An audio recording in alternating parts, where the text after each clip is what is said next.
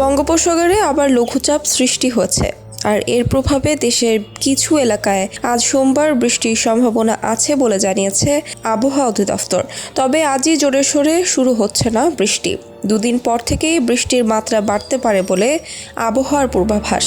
এখন মৌসুমি বায়ুর চলে যাওয়ার সময়। শরতের এই সময়ে হঠাৎ বৃষ্টি, আবার গরম পড়ে। বৃষ্টির পর 3 দিন ধরে রাজধানী সহ দেশের বিভিন্ন অঞ্চলে প্রচুর গরম পড়েছে, বৃষ্টি গেছে কমে। আবহাওয়া পরিস্থিতি তুলে ধরে সর্বশেষ 24 ঘন্টায় দেখা গেছে এর মধ্যে মাত্র 6টি স্টেশনে বৃষ্টি হয়েছে।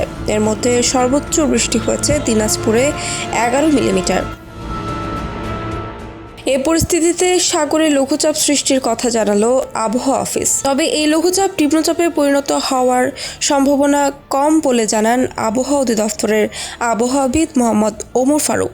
তিনি আজ বলেন, সাগরে লঘুচাপের প্রভাবে আজ থেকে বিশেষ করে দেশের দক্ষিণাঞ্চলে বৃষ্টি বাড়তে পারে। ধীরে ধীরে বৃষ্টির পরিধি বাড়তে পারে, তবে আগামী বুধবার থেকে বৃষ্টি হতে পারে দেশ জুড়ে। আবহাওয়া অধিদপ্তরের দেওয়া বিজ্ঞপ্তিতে বলা হয়েছে, আজ খুলনা, বরিশাল ও চট্টগ্রাম বিভাগের অনেক জায়গায় এবং রংপুর, ঢাকা ও সিলেট বিভাগের কিছু কিছু জায়গায় অস্থায়ীভাবে দমকা হাওয়া সহ হালকা থেকে মাঝারি ধরনের বৃষ্টি বা বজ্রসহ বৃষ্টি হতে পারে। সেই সঙ্গে দেশের কোথাও কোথাও মাঝারি ধরনের ভারী থেকে ভারী বর্ষণ হতে পারে। আবহাওয়াবিদ ওমর ফারুক বলেন, রাজশাহী ও ময়মনসিংহ বিভাগের কিছু কিছু স্থানেও আজ বৃষ্টি হতে পারে। আবহাওয়া অফিস বলছে, আজ ঢাকা, টাঙ্গাইল, ফরিদপুর, কিশোরগঞ্জ, নারায়ণগঞ্জ, সিলেট, ফেনী, যশোর, চুয়াডাঙ্গা জেলাসহ রংপুর, রাজশাহী ও ময়মনসিংহ বিভাগের ওপর দিয়ে মৃদু তাপপ্রবাহ বয়ে যাচ্ছে এবং তা কিছু কিছু জায়গা থেকে প্রমোষিত হতে পারে। সারা দেশের দিনের তাপমাত্রা সামান্য কমতে পারে এবং রাতের তাপমাত্রা প্রায় অপরিবর্তিত থাকতে পারে।